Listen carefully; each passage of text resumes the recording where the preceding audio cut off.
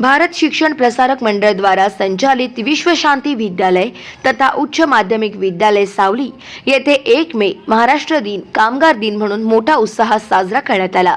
महाराष्ट्र दिनाचे ध्वजारोहण भारत शिक्षण प्रसारक मंडळाचे सचिव तथा कार्यक्रमाचे अध्यक्ष राजा बाळ पा संगीडवार यांच्या हस्ते संपन्न झाले। महाराष्ट्र गीताने कार्यक्रमाची सुरुवात करण्यात आली।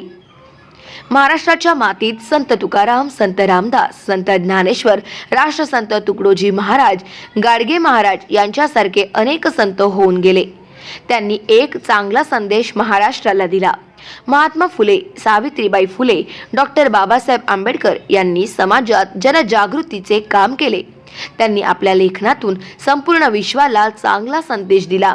असे माणसे आपल्या महाराष्ट्राच्या भूमीत जन्माला आली हे महाराष्ट्राचे मोठे भाग्य आहे, असे विचार विद्यालयाचे पर्यवेक्षक सुधाकर मेश्राम यांनी प्रास्ताविकेतून मांडले।